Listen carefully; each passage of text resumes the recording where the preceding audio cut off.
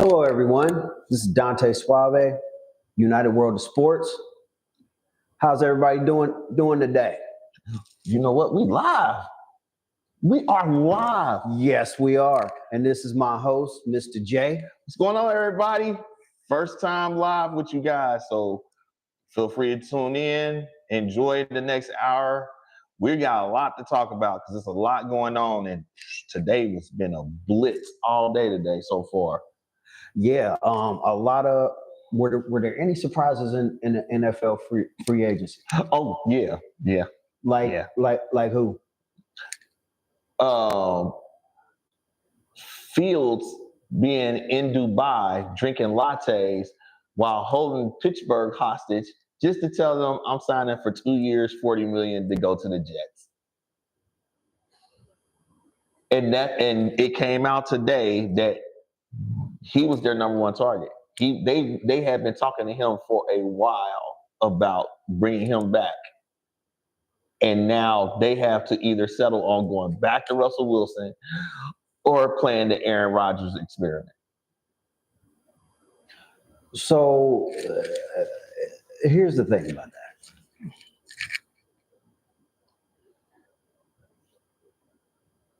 He's not going to go anywhere. He's not. It's matter of fact, one might question if he may end up being in a worse situation than he was when he was in Chicago. Yeah. But the one thing that they said that made sense when they were talking about the whole situation was really part of what we've talked about the culture and everything else with it now. I was 4-2 with you. You benched me. You rolled a quick little hot streak. He got benched for Russell Wilson. They were 4-2. Mm-hmm. Go ahead. You benched me. We rolled a wave. And then you rolled that wave until we started losing. And we went on that losing streak. And you brought me in for gimmick plays, but you never thought about handing me the keys back. Hold on. Now, I know that face, and I understand that face.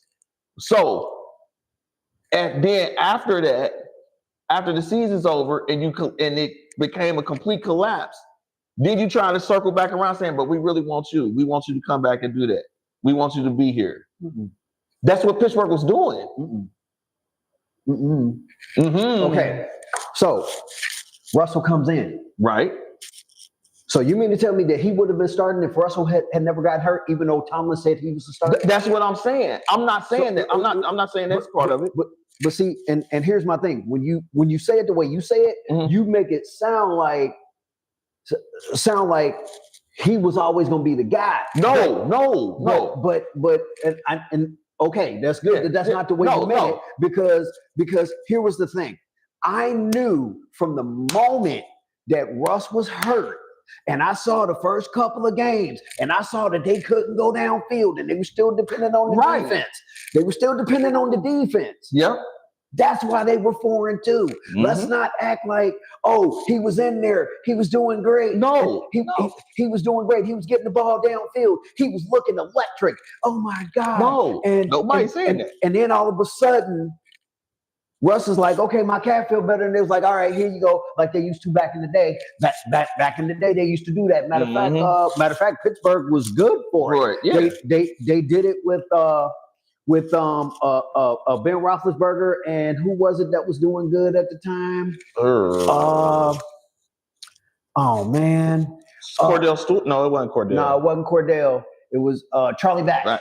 Yeah, Charlie Batch. Charlie Batch had him going, and all of a sudden, because if I'm not mistaken, this was during the time that that's when they really started cracking down on people and what they do off the field because he got in that motorcycle accident. Yep. So this wasn't that situation. And unfortunately, the way it's worded, that's the way it sounds. They did not do him wrong. He let him know from the beginning, I want this to be my guy.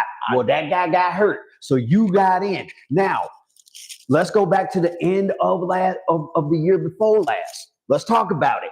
What did Tomlin say? He said, I want to be in a position where I am not where my team is not dependent upon the defense. Now, if you could look at me and tell me that in that 4-2 that they were not dependent on the defense, then Pittsburgh did him wrong, and I'm fully with you. I'm not saying that, but what I'm saying is that with a young-minded person, it's no different to where when we make the comparisons to real life, there's no different than you got a girl, she got the dude that she wants, and the dude that's satisfying her needs at that moment.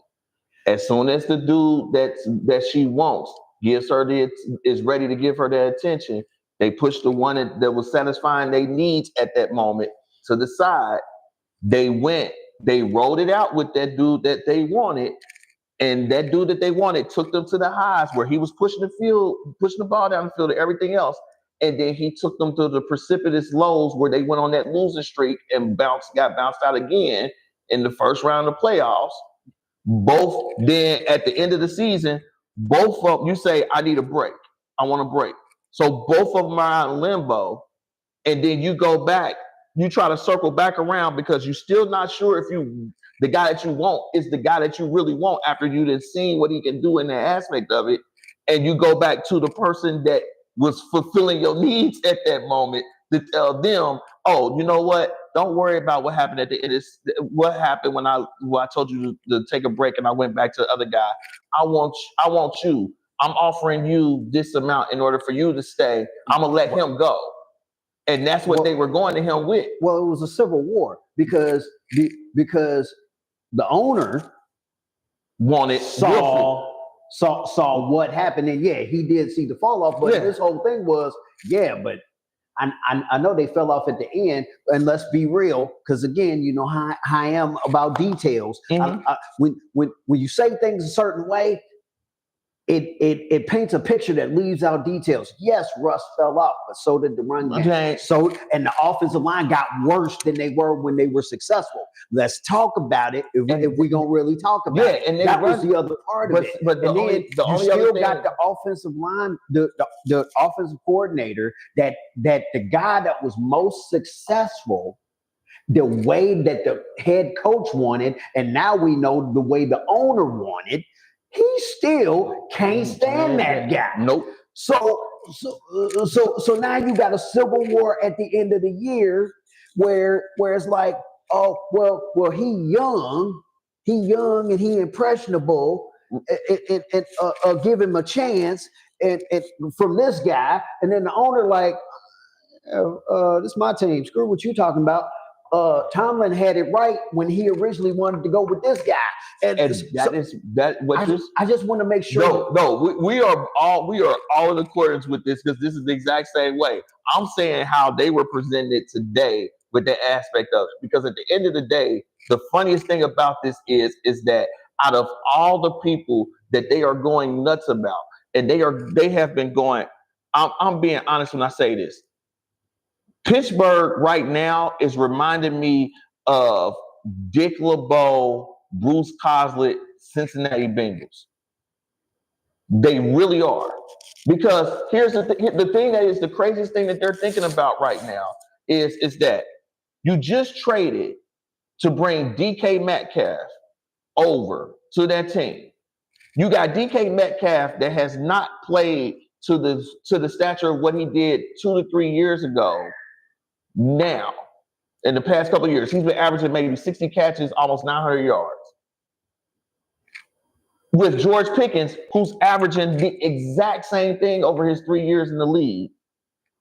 Yeah, well, but you're saying that you need to add a 41-year-old, 1 year removed off of his Achilles tear quarterback as the possible savior to this. On top of the fact of you mentioned their running game. Did you know that their running game has been the league worst for the past 6 years? Yeah, and I guarantee you the line is a part of it. Right. So this is the same thing to where with free agency today, I applaud New England, I applaud Chicago. I really applaud Chicago. Because, like we always say, you build from the line out. Well, they hear the fans. They hear the fans. Right. They hear the like. You better protect him. And then the pundits ain't making him look no better. It's like he's the most sacked quarterback. And it's like, okay, yeah. The fans gonna have our heads. We need to. But it's like, but I'm sitting here looking at this like, you sign Aaron Rodgers, you still ain't solved your offensive line. You still ain't solved your running game. Your defense is a year older. Well, now you did if they solved the offensive line, I feel like they would solve the running game. But you don't have no running backs. The only running back that they got is, I think Warren is the only running back they have on contract. Harris is an unrestricted free agent. That's what I'm saying. So you cannot sound like they're gonna have to hit something in the draft. They're gonna have to hit, everybody is, and none of the running backs are moving, none of the running backs are moving right now. There's no home run like you get hit with Saquon in the league right now, in this free agent pool. So it's gonna be mainly built on the draft. But if you're gonna build it on the draft, you better be spending money on your offensive line, and they haven't spent no money on their offensive line. So it's like, so what are you gonna do? You got a less than mobile quarterback with two divas that both are going to be Chad Johnson and you got Chad Johnson and Terrell Owens on both wanting the ball at the same time. No. And you banking that's on not what you're doing. That's not what you're doing. If they are smart, in my personal opinion, and you know how I am about how things look. Pickens can start over somewhere else. And that's the trade that just went down. Just popped it up. No, Pickett. Who? Kenny Pickett?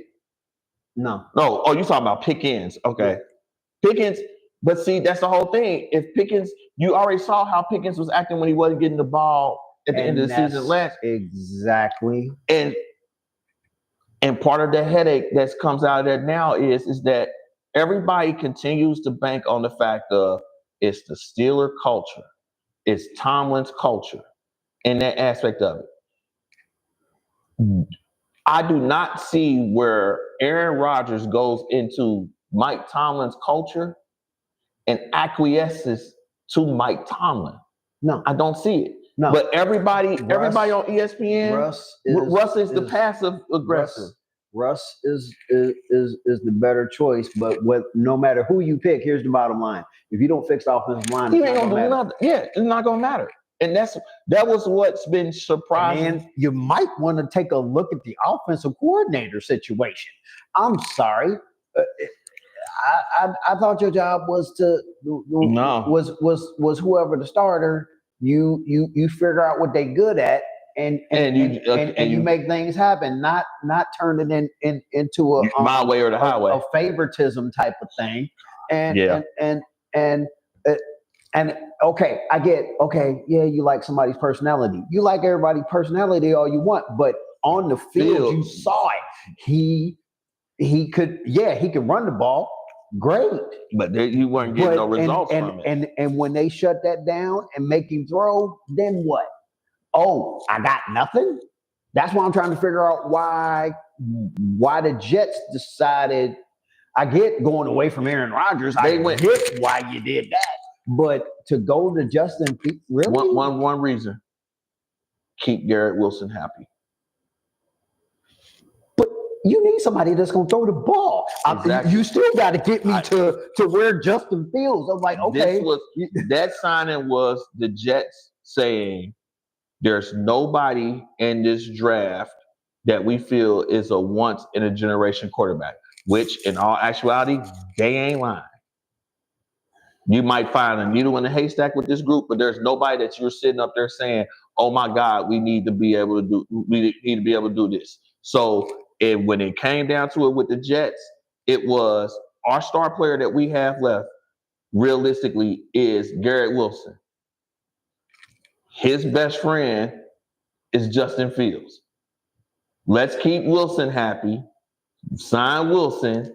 We got Fields on a discount, realistically, because if you look at the numbers, Fields is not even in the top 60% of quarterbacks paid with this new contract. Which which is fair. So you got him at a fair price, and you can keep him happy because realistically, your next 2 years, you're gonna have to rebuild. Your secondary is gonna have to get trashed because Sauce has already pretty much got 1.5 foot out the door. He ain't going back there.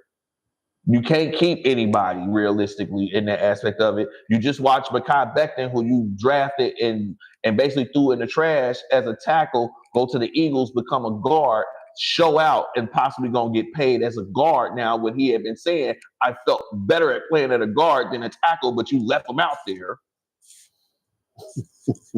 So see, that's the kind of details that you need, right? When we're classifying dudes and we're like, man, but this team look like garbage. Why is this guy playing like this? We need these kind of details. But the other wait, so he was supposed to be the guard the whole time? But the other part about that is that these players, if these players have played these positions throughout their life, and you're doing your due diligence in scouting, if they tell you, in this scheme, I feel more comfortable that my athleticism can be used in this aspect of it.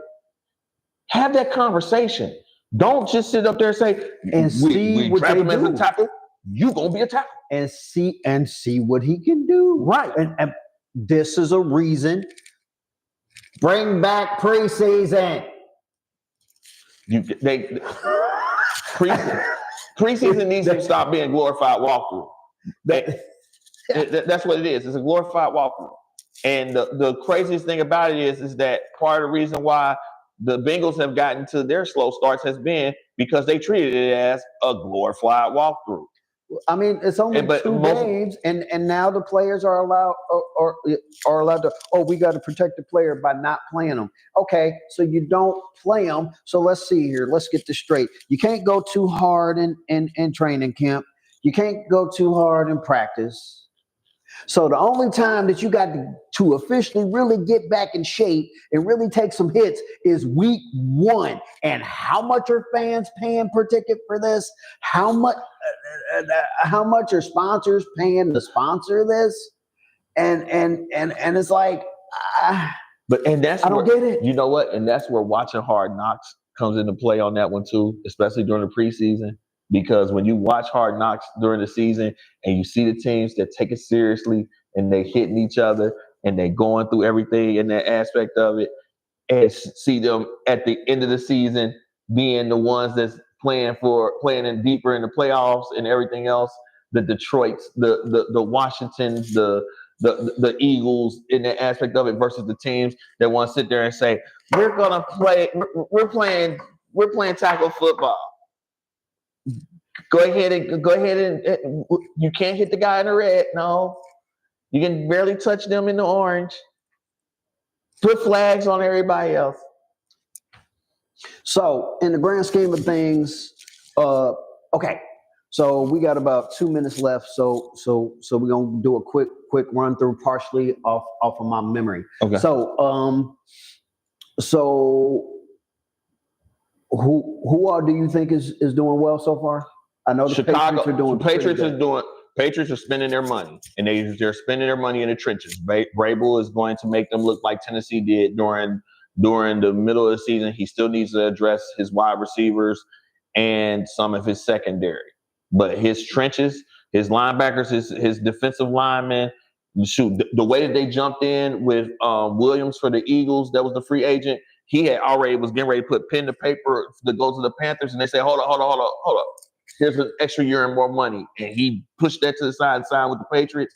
I like that in that aspect of it. I like Chicago. Chicago went from one of the worst offensive lines in the league to making 4 different moves to make it to where now they got one of the strongest ones. From getting the center from Falcons. I gotta see it when it hits the field. I get what you're saying. Yeah, I've seen I've seen a lot of who they picking up. They're picking up a lot of good veterans. They better be picking up some next man up guys, just in case, because these are older guys in case they get hurt. And for the future. Yeah. I mean, plan on like, hey, I know you're sitting over there on the bench, but This guy's older. He may go down at any time. I need you ready to go. And then the biggest head scratcher that came out of this evening when I was on my way in. What the hell is Houston doing? You trade Tunsil to Washington and you knew that your offensive line is crazy? I saw that trade and I was like, they have punted on whatever they were doing unless they know something coming up in the draft that they can pull to get somebody as qualified as a Laramie Tunsil to get back up there for that. Geno going to the Raiders, and then we move on. Geno going to the Raiders was Seattle basically hitting the complete reboot with that move. DK Metcalf getting traded, Tyler Lockett leaving. They're hitting the reboot, and they're gonna look totally different as Sam Darnold is now basically going to have a whole new crop. Him and Jigba, and then they're running back with Charbonnet and Walker Jr. That's gonna be their core. But the days of the Pete Carroll run of Seattle, that's done. And as for Pete Carroll and the Raiders, it's the Raiders. Do we really care? The only thing I care about. I want to see what they can do. The only thing I care about the Raiders and the Raiders was them signing Max Crosby, and then that in turn leading into Myles Garrett re-signing with Cleveland.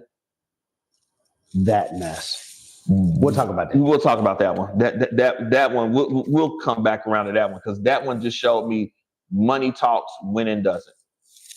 Yep. And with that, we're gonna move on to the NBA. A lot going on in the NBA. Man, one segment we're gonna hold off on next week, but the basketball games at Denver, I would love to know how that game would have went had Aaron Gordon not gotten hurt and had Jokic not gotten hurt, because they get ready to run it back tonight. Yeah, I know, but they hurt, so it's too soon. Right. It's they hurt. It's too soon. I doubt Aaron Gordon is going to be in that game. My question is this: you see a dude. You see every time one of your good dudes goes down, and then the year ends. Why don't you have some type of backup by the time the next year comes around? I don't understand it. Because especially seeing that it's not like it's football and you got 53 players. You only got like so many players. So for me, and maybe I'm overthinking it, No. But why isn't it okay? We need somebody in case he goes down again, and this should be for all teams, and especially the people that pick up people like what the Clippers did the past couple of years, and who they still got after they let some people go, and who Philly picked up, and who they got sitting there, and why they're not now people have officially, like, you told us to trust the process, you SOB, and the process did not work. And the process declined. Right. Declined while getting well paid. So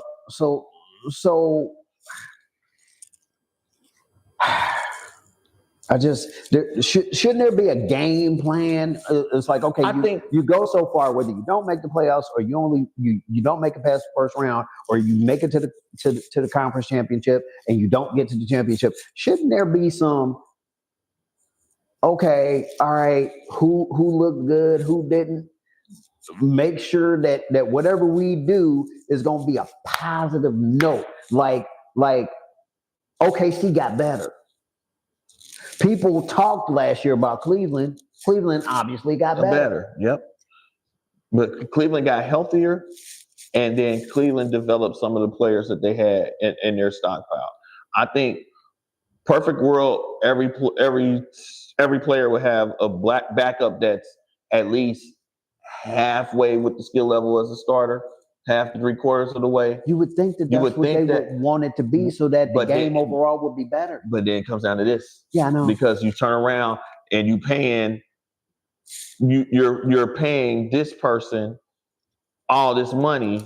You can only get probably a 2-way deal in order to get somebody that's even adequate in there. If they come in on a 2-way deal, then they're not going to give you anything that's of worth in that aspect of it. That's where it comes into the play of your scouting, your evaluate, your talent evaluation during the season, the aspect of it, your G League roster, all three of those aspects of it, and then keeping an eye out on the buyout market, on the free agent market, things of that nature will make it to where you could pull it off, but you got to be shrewd with it. And a lot of them aren't shrewd with it because they get so enamored with their top one, their top two. It's rare that you got a big three anymore now. And keeping butts in the seats. And keeping butts in seats, because keeping butts in seats is what helps supplement the television revenue that keeps it to where you can pay and then profit off of it some way, shape, or form. And it's sad because, like you said, Jokic goes down, Gordon goes down, it's all on Murray. Because Michael Porter Jr. has not been playing to the same level as he was playing when they won the championship 2 years ago. So now what do you have? Who are you relying on in order to make it work? You can't rely on too many people in order to do anything, because those two stars, two of your big three, which Gordon and Michael Porter Jr. is kind of interchangeable as that third. One of them's down, and then your third is down. And I feel like there ain't enough ball, because Porter. You think part of Porter's issue is just consistency? Porter's whole career has been about his consistency. So it's not like it's a bad thing when it comes to it. It's just a simple fact of what are you guys going to do? What can we do to make it to where you're hitting your average on a almost night to night basis? Not you hit your average 2 nights, you below average another 3, then you come back and you have 2 stellar games that pulls you back up to average. It's never been consistently to where you can depend on him in that aspect. And that's where he becomes a problem. And that's something that they're going to have to address, because if they look at it right now, Denver went from being the toast of the West with the MVP, the multi-time MVP, to where they're fighting to be in the upper half during the playoffs this year, in the top 4. Because as the Lakers is going to come back down to earth. Now, the Lakers, you're going to have to see what they're doing. Yes, because now you got LeBron out for it. They have 6 games. They are the only team in the league that plays 6 games in 8 days in the season. And that's getting ready to come up. They got back-to-back, a break, back-to-back, a break, back-to-back. And LeBron's out for that entire period. So if they go 3-3 during that time frame or better, hey, I'm all for it. But realistically, the Lakers peaked when they got to the number 2 seed. I see them more as a 4, because they went to Boston. They got Brooklyn tonight. That should be a win just because it's Brooklyn. Then who else they got after that? Then they got at Milwaukee on Thursday. Yeah, and then they got at Milwaukee on Thursday and at Denver on Friday. Which as long as they're hurt, that's a winnable game for them. That's a winnable game, but you're back in Denver after what you did to Denver the last time. You win that one, then we can start talking something. And that's being realistic as a fan as well. I like what I've seen. The Boston game left a lot to be desired. And to me, surprised you haven't brought it up, how he's playing right now. Cool. Dante. Now, points-wise, excellent. Mm-hmm. But he hurt. Yeah. And that's what the whole thing was about. It was like, dude, we don't want you playing hurt. We want you playing healthy. Can you work on it and bring it down a little more? Now, again, I'm not giving them a pass on the fact that they shouldn't have done it, or they should have at least gotten somebody that was healthy that they weren't going to lose as soon as they got them. Because I get the overall premise. At the end of the day, you at work.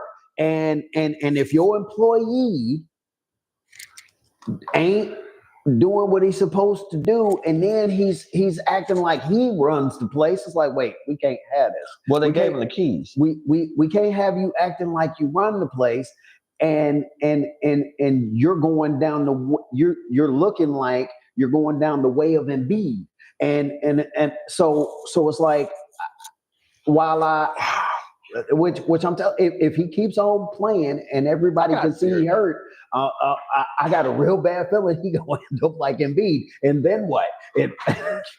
I got a theory about that, and I wanted to bounce it off of you because it came to my mind watching the games and watching how Dante has battled these injuries and stuff.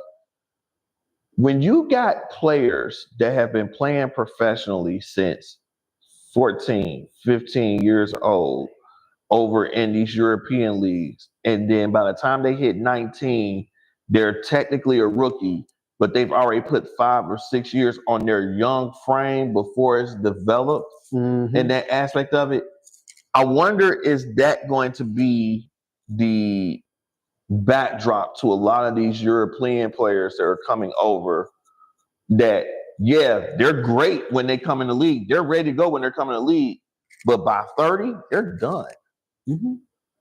And then what are you building off of there? And now you understand what Dallas was seeing. Because they're probably thinking that aspect there. It's like, wait, so let me get this straight. So you acting like you run the place, you disrespect us.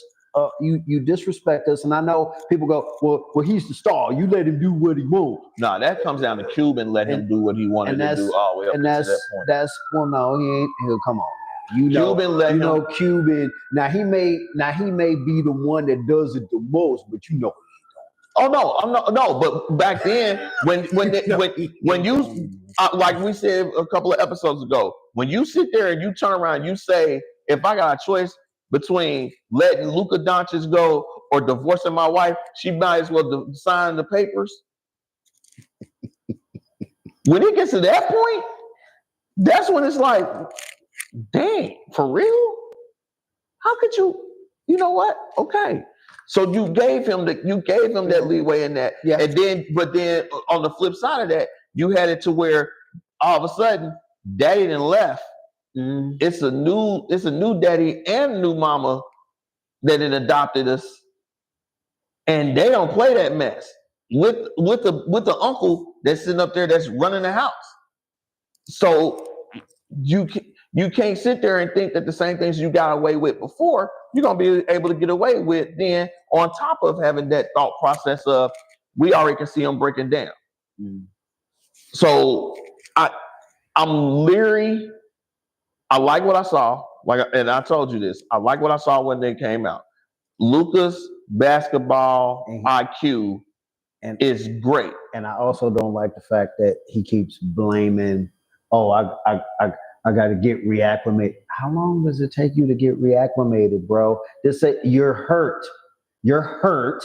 Just say it. You're hurt. You're playing hurt. People can see that you're hurt. It ain't just that the reason why you can't get fully back in is because you really can't go like that because you're playing hurt.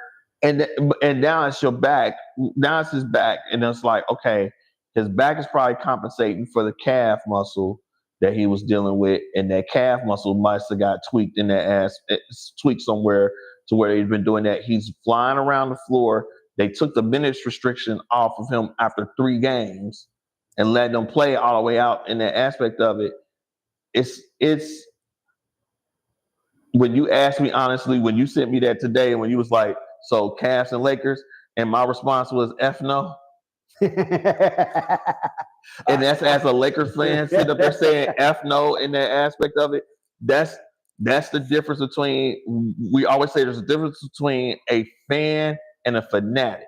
A fanatic is a Cowboys fan, a Steelers fan, that no matter what happens throughout the season, it is, we're going to the Super Bowl every single year, versus a Cincinnati sports fan, to where it's like, hey, well, shoot, we surprised we made it this far. Hey, we gonna ride till the wheels fall off, but we know it's gonna come on the other side. No, you ain't gonna let. You ain't gonna let them fans off like that. Oh no, I'm not letting them. No, there's some. That's why I said, as a fan, there is some fanatics to where I still to this day look at them and be like, you have not lived here for the past 30, 40 odd years of your life, where disappointment is a way. No, they like Raiders fans. They lived here, but Raiders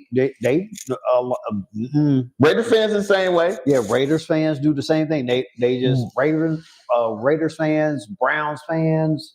Fans just need to give it up. It's been 40 years at this point. Y'all ain't even done. I'm sorry, y'all. I don't even want to go in there on that one because I mean, Browns fans and Browns players that don't get brainwashed into that culture are the ones that get out of it. It's like Get Out. They once that rings, they get past that, they try to escape, and then something automatically just brings them right back in. Miles Garrett. It brings them right back in. And it's like, we thought you were going to break out. And then somebody just ran their finger around the teacup and you went right back into that mentality. Yes, that's the trade. Yeah, that's what I said. That just happened before we started the show. Okay, so breaking news in this aspect of it. Kenny Pickett just got traded from Philly to Cleveland.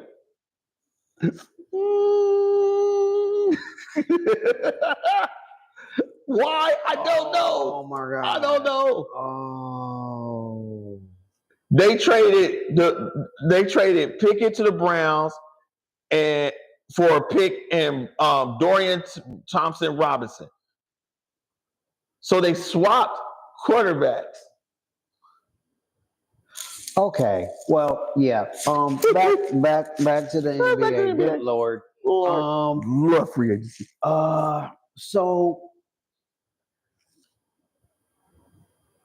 you say it's gonna be Cavs OKC. Cavs OKC. OKC showed me,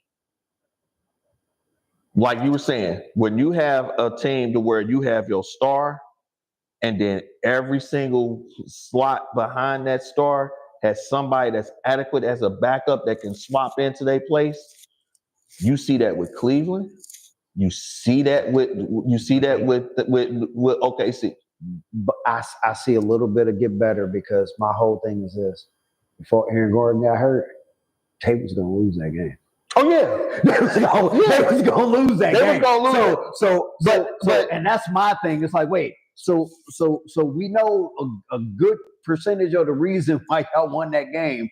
No disrespect to SGA because he played his butt off. No disrespect to any of the other players because they played their butt off. But let's be honest, they were the Nuggets were up by 11 when Aaron Gordon got hurt, and then what ultimately lost him the lead was when what's his name fell on his back, and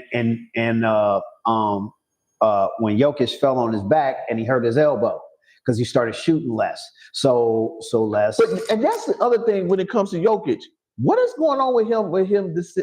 Jokic. If you know your team needs you to shoot, and it's not just been this game. If you know that your team needs, Jokic to me sometimes lacks that killer instinct to take over.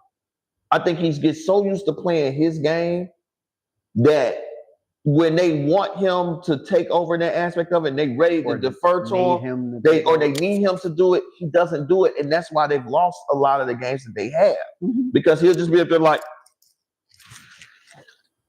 I missed, okay. Behind the back pass, do this. We down by 20. Behind the back pass, up, he's shooting a brick. Let me grab a rebound, throw it right back out to him. Another brick. You got your triple-double, but y'all losing. So part of me is like, is Russell Westbrook rubbing off on you? But the other part of me is like, wow, that's such a leap. Wow. I mean, how many triple-doubles did he have? How many triple-doubles did he have with losses? That's what I'm not understanding. You guys are 41-23. You about to play it back-to-back. And I get what you're saying. At halftime of that game, it was what?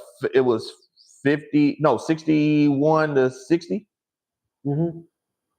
And then you got blown out by 26 points, by 27 points the rest of that game. Mm-hmm. What's going on? And your points declined. You didn't even come nowhere near what you scored in the first half and the second half of the quarter. Mm-hmm. That's because and they kept speculating. It was like his elbow's got to be hurt because he hasn't shot. He's barely shot the ball at that. But they can't use that as an excuse because even when he played against the Lakers, he only put up 12 shots. He's picking and choosing. And if it comes down to it, to where are we starting to see that Jokic can't deal with anybody that's taller than him? Because Chet Holmgren was hovering over his head. Williams is taller than him in that aspect of it. Is it that you can't deal with that aspect of it, so you choose not to shoot when there's somebody taller than you? Because you had Jackson Hayes on them when the Lakers game went on, and you didn't want to shoot then, and they was crowding you. So they have the blueprint on how to stop you. You are the 3-time reigning defending MVP. All right. Speaking of MVP, and then we'll move on. Who you got? MVP is SGA. I saw a stat yesterday to where his plus minus is almost 100 some odd points higher than the next person behind him, and that's Evan Mobley. There's no. He's putting up 2K numbers, and it's not even close to. There's no. I don't know who would you put in there because you got the threshold, which not too many players is close to the threshold. That would be up there, the echelon. Mm-hmm. Cleveland's so multifaceted. There's not one player that you can give it to from them. Right. Boston, same way. Mm-hmm. So if you're looking at the stars right now, it's Jokic, it's SGA. And they said LeBron, but I don't know if LeBron's going to be eligible if he's out for these 2 weeks. And I would say LeBron legitimately has a decent idea of it, but in comparison with them other three, nah. Gotcha. Well, with that, we're gonna move on to the crazy weekend that was the NCAA. Congrats to my Lady Blue Devils for winning the title. I like it, feeling it. They did I watched the part of that game. They actually was balling in that aspect. I was mad because I actually found out I missed that game. I'm like, what? And shout out to that juggernaut that is South Carolina winning the SEC again. To win another SEC crown, especially with how Texas and LSU have been going at it with them. Mm-hmm. That was that I wasn't expecting for. I thought Texas was going to take that crown, and they ran Texas out the building. Well, speaking of college basketball, there was a little something that that we need to run back last week. Which one? You said that Auburn was number 1. They lost 2 straight after you said that. That jinx came in, but what also did I say last week? I said the worst thing about the SEC is that they're going to cannibalize themselves. They are going to cannibalize themselves. And what happened? They lost the excuse me, that last second shot against Alabama. And then they lost I forgot who they lost the second game to. Who did they lose the second game to? They when I saw that they lost the game against Alabama, I knew that was a revenge game. That's a rivalry. Was it Arkansas? If it was Arkansas, then golly willikers, you gave Calipari something else to be happy about. John Calipari. But it all begs. This is about as pick'em of a championship of a tournament that you're going to have. There's no clear-cut champion. There's no clear-cut number 1 seed overall. This week, when was the last time that you actually went into a champ week? Oh, no, it was Bama. It was Bama? Mm-hmm. No, Bama didn't beat them twice. Yeah. Not back. They only played. Hold March on. 8th, Alabama. That was out. That was the last second shot. Yeah. But who beat them before? Let me see if I could see. I'm going back into the scores too because I want to say that was the 6th. Was it? Why is Illinois coming into my head? Nah, it couldn't have been Texas A&M. Yeah, A&M beat them by 11, and that game. A&M dominated at home. A&M has been. The SEC legitimately might get 2/3 of their league into the tournament without no worry what they do in the tournament, and that's scary because nobody at the beginning. If you would have said at the beginning of the season that the Big 12 would be middle of the road, pretty much, it's Houston, and then it's everybody else. You don't even have Kansas in that breath.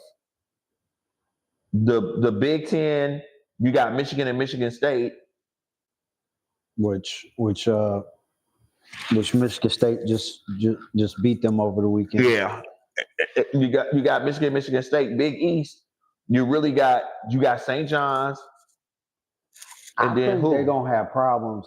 That they saying that they ain't gonna have problems to the Sweet 16, but according to the way I've been seeing the games, they may mess around and have a problem before that. They might be a first round out. Yeah, and I'm trying to keep an eye on it. And I hate to say that about Patino because they've been looking great, but I just how you sit there and you watch a game and you're like, that's not good. But Patino has had that when he's been at his other stops where they didn't look great going into there, and then they got to that tournament and they didn't lay the egg. So I can't sit there and say I can't really sit there and say what it's gonna come down to. I'm watching this tournament. I'm legitimately all week. I'm gonna have my phone and my tablet charged, and I'm gonna be keeping track of every single tournament because you got the local teams. You got Xavier's gotta go deep to lock themselves in. They are right there on that bubble. They win at least 2 games in the Big East tournament, they'll be a lock to get in. UC.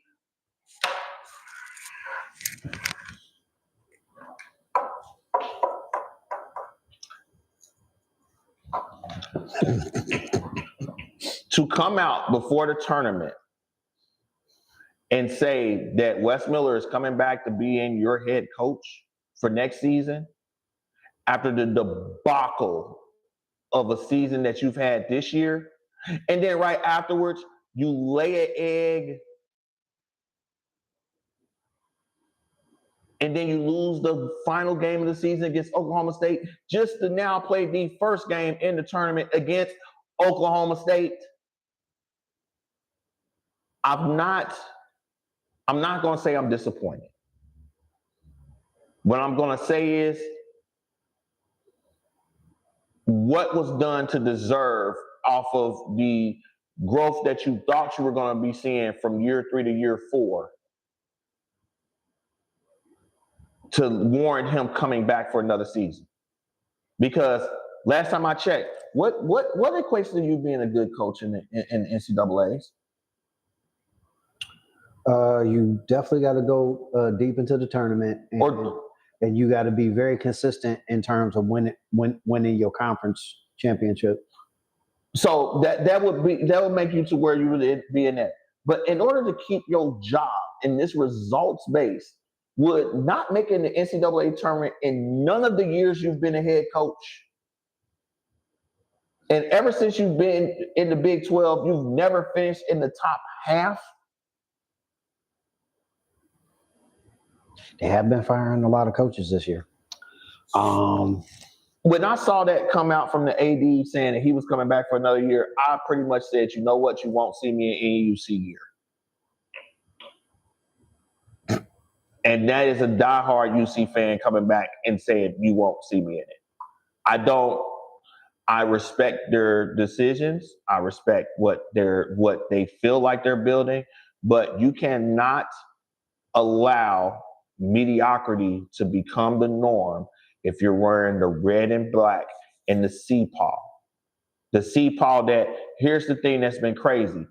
In social media, it's been more trending, showing the old school version, the hard nose, dive on the ground, punch you in the face, rough and tumble, shorts past their knees, Jordan, Kenyon Martin, DeMar Johnson, UC Bearcat squads are getting more love because of the way they play the game than the new cats are.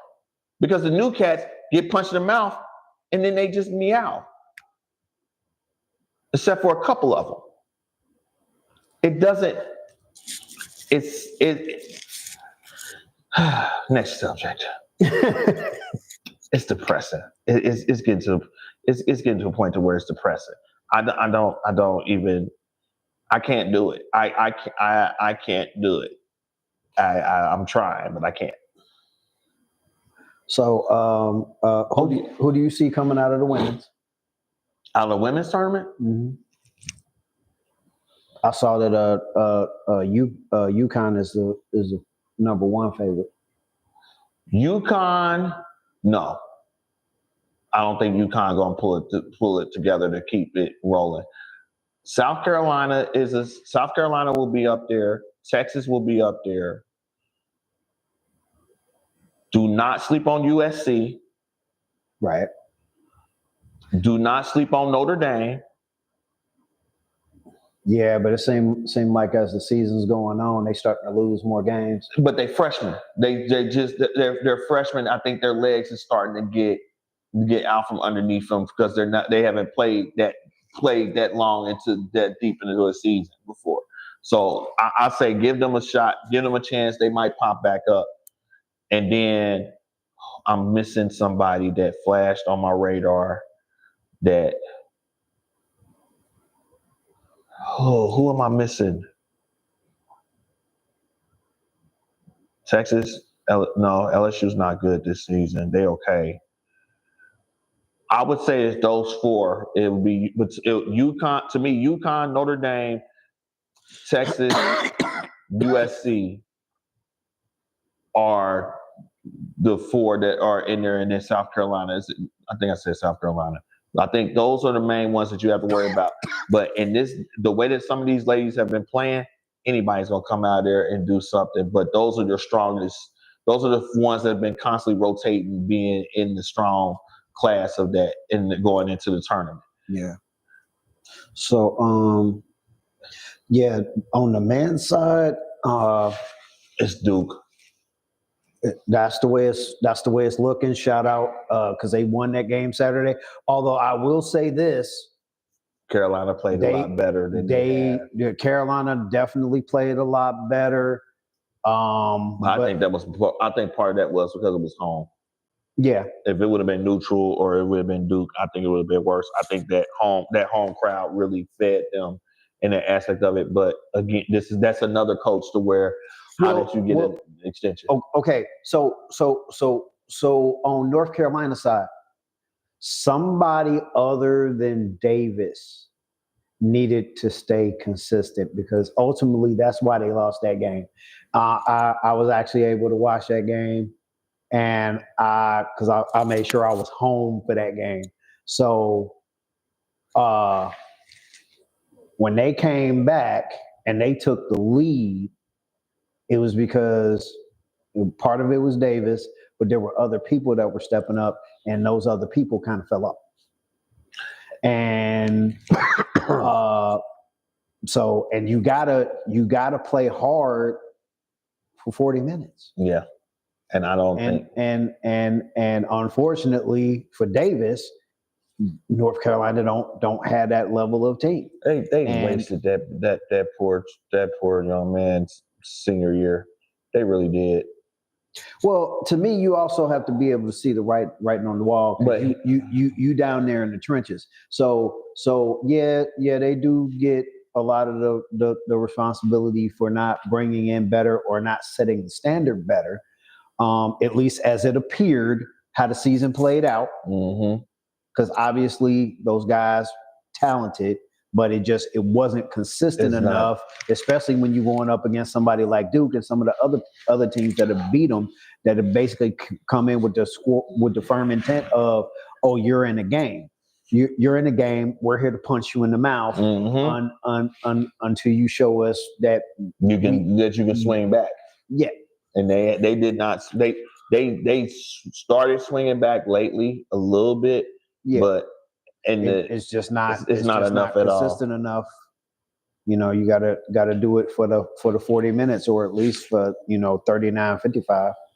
You know, who you got as your 4? Who you got right now? Who you got thinking that? Obviously my Devils.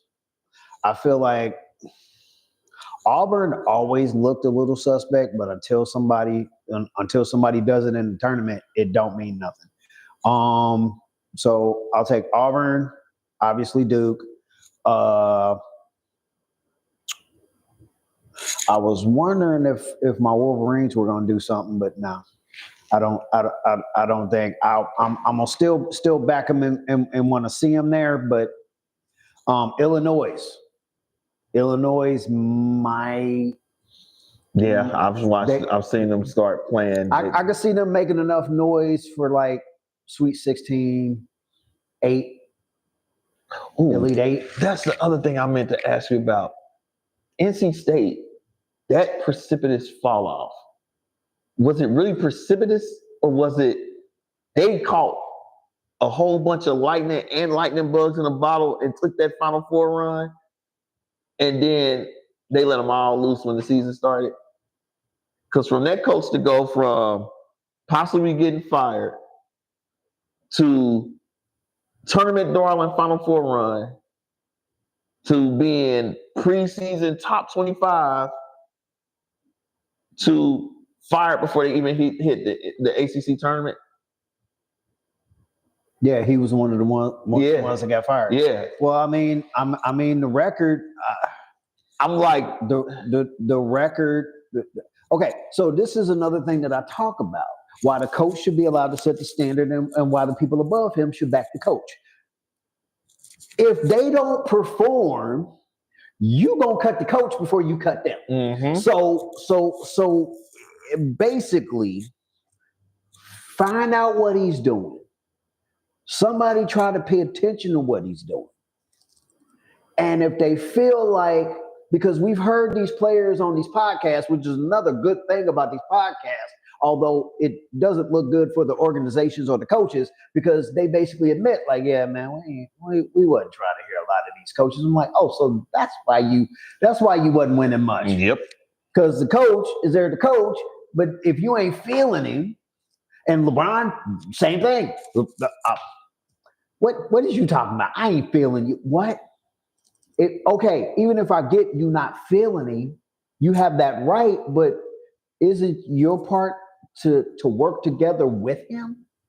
It's supposed to be. You're supposed to be. Isn't that supposed to be like everybody's supposed to be a team?